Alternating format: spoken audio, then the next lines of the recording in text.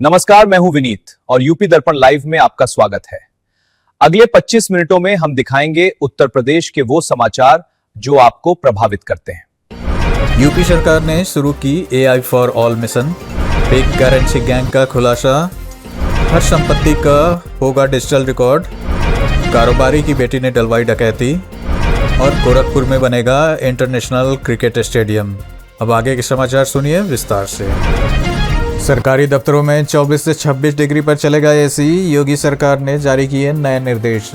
ऊर्जा बचत और कम खर्ची को लेकर उत्तर प्रदेश सरकार ने नई कार्य संस्कृति लागू करने की दिशा में बड़े निर्देश जारी किए हैं।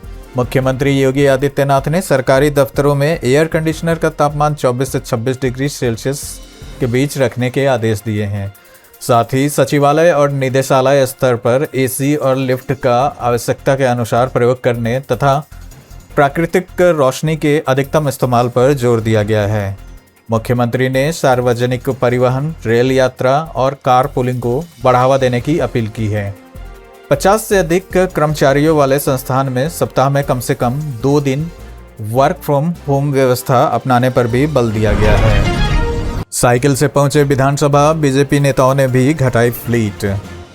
प्रधानमंत्री नरेंद्र मोदी और मुख्यमंत्री योगी आदित्यनाथ की ईंधन बचत अपील का असर अब उत्तर प्रदेश की राजनीति में भी दिखाई देने लगा है।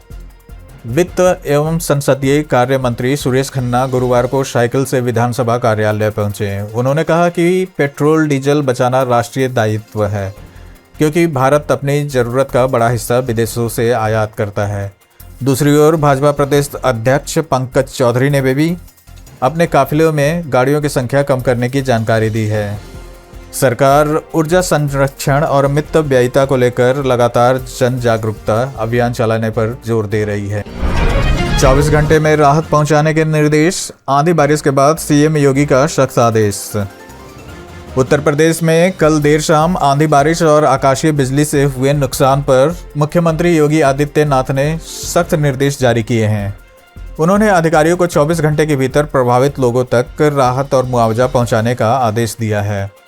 मुख्यमंत्री ने साफ कहा है कि किसी भी स्तर पर लापरवाही बर्दाश्त नहीं की जाएगी।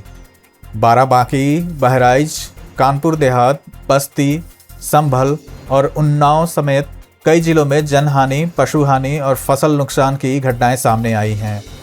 सभी जिला अधिकारियों को हर 3 घंटे में स्थिति की रिपोर्ट भेजने और राहत कार्यों की जानकारी सोशल मीडिया पर साझा करने के निर्देश दिए गए हैं। प्रतीक यादव पंचतत्व में विलीन, अपर्णा के पिता ने दी मुखाग्नि। समाजवादी पार्टी संस्थापक मुलायम सिंह यादव के छोटे बेटे और भाजपा नेता अपर्णा यादव के पति प्रतीक यादव का अंतिम संस्कार लखनऊ के भैंसा कुंड घाट पर किया गया। प्रतीक यादव को मुखाग्नि अपर्णा यादव के पिता अरविंद सिंह बिष्ट ने दी। अंतिम यात्रा में परिवार के सदस्य, समाजवादी पार्टी और भाजपा के कई वरिष्ठ नेता शामिल हुए। शिवपाल यादव के बेटे आदित्य यादव समेत परिजनों ने अर्थी को कंधा दिया।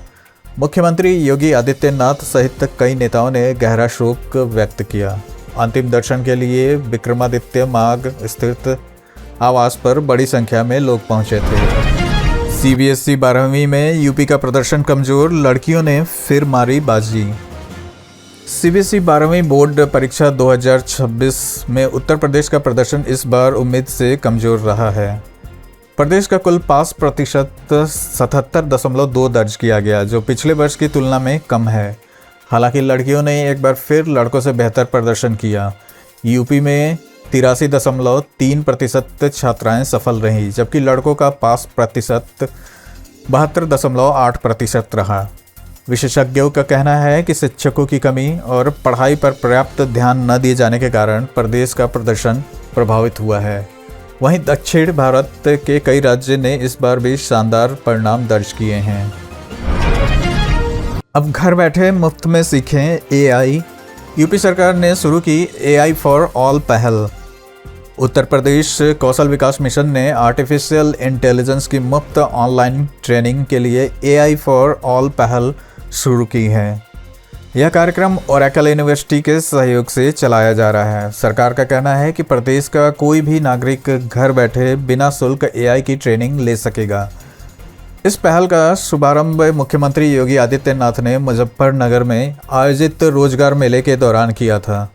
मिशन निदेशक पुलकित खरे के अनुसार यह कोर्स युवाओं, विद्यार्थियों, प्रतियोगी परीक्षाओं की तैयारी कर रहे अभ्यर्थियों और प्रोफेशनल्स के लिए तैयार किया गया है। सरकार का लक्ष्य युवाओं को भविष्य की तकनीकों के लिए तैयार करना है। हर मकान और प्लॉट का बनेगा डिजिटल रिकॉर्ड, सरकार शुरू करेगी बड़ा सर्वे। उत्तर प्रदेश में अब शहरी क्षेत्रों की हर संपत्ति का डिजिटल रिकॉर्ड तैयार किया जाएगा। राजस्व परिषद केंद्र सरकार की मदद से आधुनिक तकनीक के जरिए मकान, प्लॉट, दुकान और अन्य भवनों का विस्तृत सर्वे शुरू करने जा रही है। इस परियोजना के तहत संपत्ति का मालिक, क्षेत्रफल, उपयोग, सीमांकन जैसी सभी जानकारियां डिजिटल रूप से दर्ज की जाएंगी। अधिकारियों के अनुसार इससे भूमि विवाद, फर्जीवाड़ा और नक्शों से जुड़ी समस्याओं पर रोक लगाने में मदद मिलेगी। सरकार का कहना है कि भविष्य में एक क्लिक पर किसी भी व्यक्ति की सभी संपत्तियों की जानकारी उपलब्ध हो सकेगी। अलीगढ़ में 7,70,000 की फेक करेंसी जब्त, बांग्लादेश कनेक्शन वाले गैंग का खुलासा। अलीगढ़ पुलिस ने नकली नोटों की तस्करी करने वाले अंतर्राज्यीय गिरोह का खुलासा करते हुए 4 आरोपियों को गिरफ्तार किया है। पुलिस ने इनके पास 7,70,000 की फेक करेंसी बरामद की है। जांच में सामने आया कि गैंग पश्चिम बंगाल के मालदा मार्ग से बांग्लादेश से नकली नोट मंगाता था और उन्हें दिल्ली समेत कई शहरों में खपाता था। गिरोह का सरगना पहले भी 2 बार इस मामले में जेल जा चुका है। पुलिस के अनुसार आरोपियों से पूछताछ में कई अहम जानकारियां मिली हैं और पूरे नेटवर्क की जांच जारी है। मामले के बाद सुरक्षा एजेंसियां भी सतर्क हो गई हैं। रिश्वतखोरी के आरोपों पर हाईकोर्ट सख्त, जिला कृषि अधिकारी के तबादले का आदेश। इलाहाबाद हाईकोर्ट की लखनऊ बेंच ने रिश्वतखोरी के आरोपों के मामले पर श्रावस्ती जिला के कृषि अधिकारी के खिलाफ सख्त रुख अपनाया है। अदालत ने कृषि निदेशक को 3 दिन के भीतर अधिकारी का जिले से बाहर तबादला करने का आदेश दिया है। मामले में आरोप है कि कर्मचारी को ज्वाइन कराने और वेतन जारी करने के पहले रिश्वत मांगी गई थी। सुनवाई के दौरान यह भी सामने आया कि संबंधित कार्यालय का एक कर्मचारी 5,000 रिश्वत लेते हुए रंगे हाथ गिरफ्तार किया गया था। कोर्ट ने मामले में कॉल डिटेल रिकॉर्ड प्रस्तुत करने और आगे की कार्रवाई पर भी निर्देश दिए हैं। वाराणसी में फिर चर्चा में नीट सॉल्वर गैंग, 4 साल बाद भी ठंडे बस्ते में जांच। नीट यूजी परीक्षा रद्द होने के बाद वाराणसी का पुराना सॉल्वर गैंग मामला एक बार फिर सुर्खियों में आ गया है। वर्ष 2021 में सारनाथ स्थित एक परीक्षा केंद्र से बड़े स्तर पर सॉल्वर गैंग का खुलासा हुआ था, जिसमें पुलिस और एसटीएफ ने संयुक्त कार्रवाई करते हुए 42 लोगों को गिरफ्तार किया था। जांच में सामने आया था कि यह नेटवर्क कई राज्यों तक फैला हुआ था और मोटी रकम लेकर अभ्यर्थियों की जगह दूसरे लोगों से परीक्षा दिलवाई जाती थी। उस समय जांच एजेंसियों की कार्रवाई को बड़ी सफलता माना गया था और टीम को केंद्रीय गृह मंत्री का एक्सीलेंस अवार्ड भी मिला था।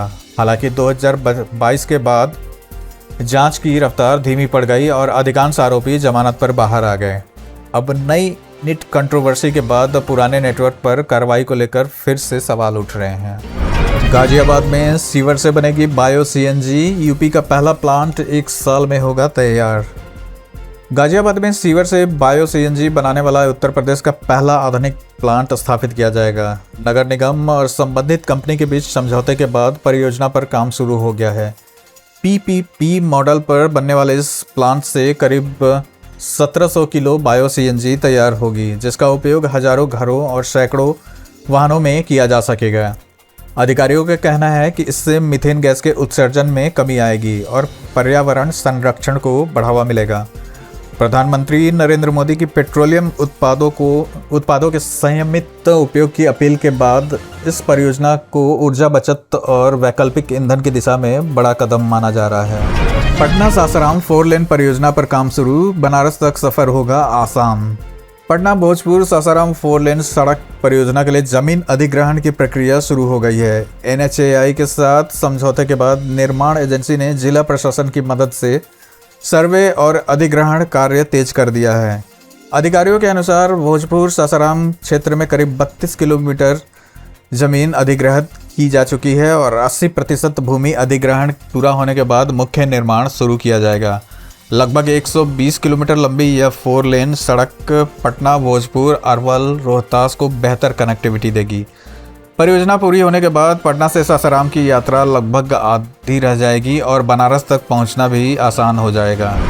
राहुल गांधी आय से अधिक संपत्ति मामले में हाईकोर्ट सख्त, सीबीआई और ईडी से मांगा जवाब।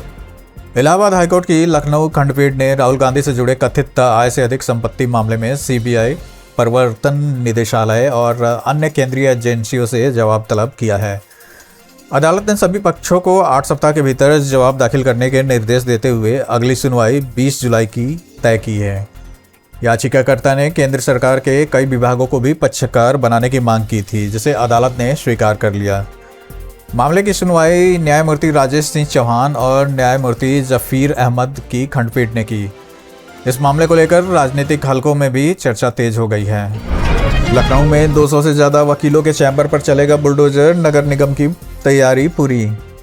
लखनऊ में नगर निगम ने सिविल कोर्ट और निबंधन कार्यालय के आसपास बने 200 से अधिक अवैध वकील चैम्बरों को ध्वस्त करने की तैयारी शुरू कर दी है। प्रशासन ने सभी चिन्हित निर्माणों पर लाल निशान लगा दिए हैं और 17 मई को कार्रवाई प्रस्तावित है।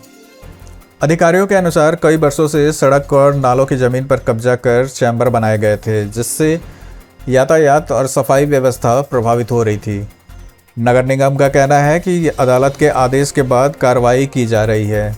दूसरी ओर वकीलों के बीच इस प्रस्तावित बुलडोजर अभियान को लेकर नाराजगी और हलचल बढ़ गई है। यूपी टीईटी 2026 में आवेदन की सुनामी, 20 लाख के करीब पहुंचे फॉर्म। यूपी टीईटी 2026 को लेकर इस बार अभ्यर्थियों में भारी उत्साह देखने को मिल रहा है। उत्तर प्रदेश शिक्षक पात्रता परीक्षा के लिए आवेदन संख्या करीब 20 लाख तक पहुंच गई है, जो पिछले वर्ष की तुलना में काफ़ी अधिक मानी जा रही है।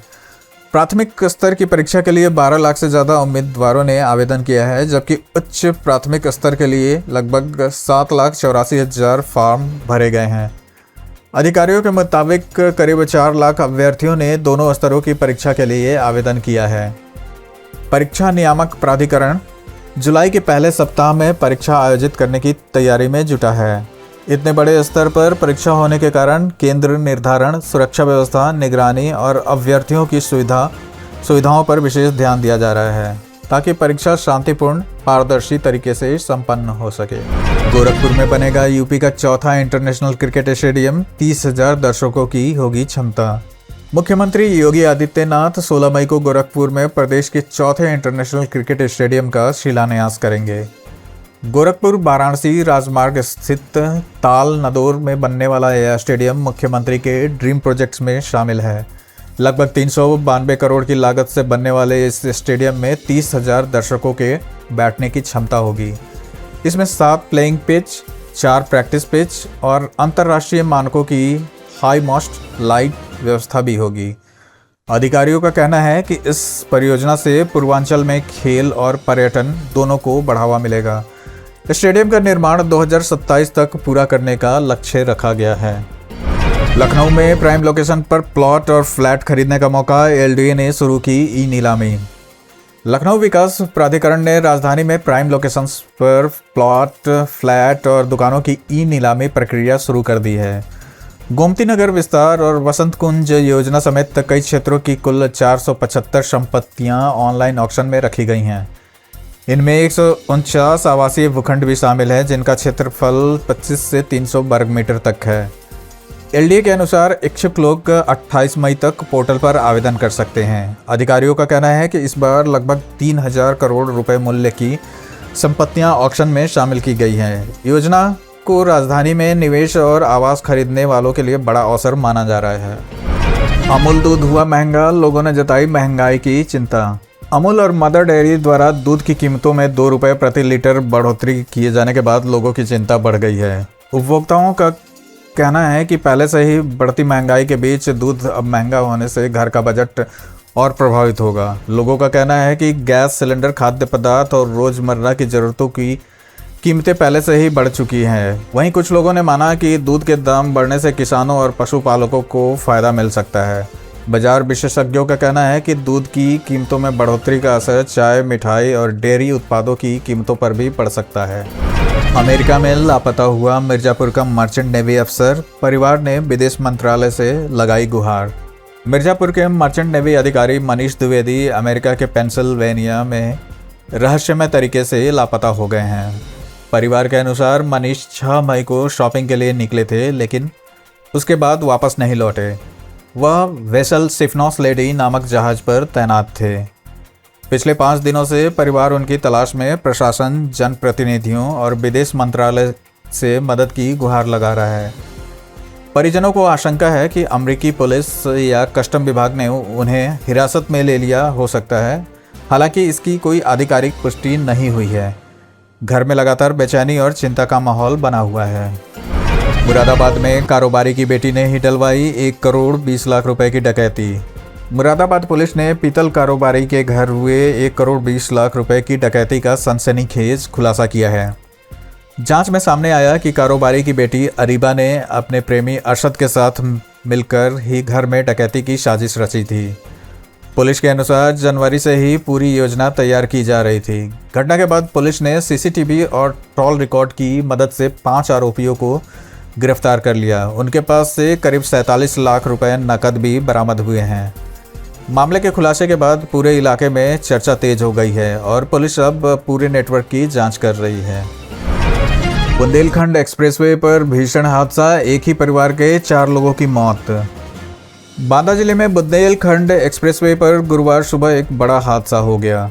तेज रफ्तार कार सड़क के किनारे खड़े ट्रक से टकरा गई, जिसमें एक ही परिवार के 4 लोगों की मौत हो गई।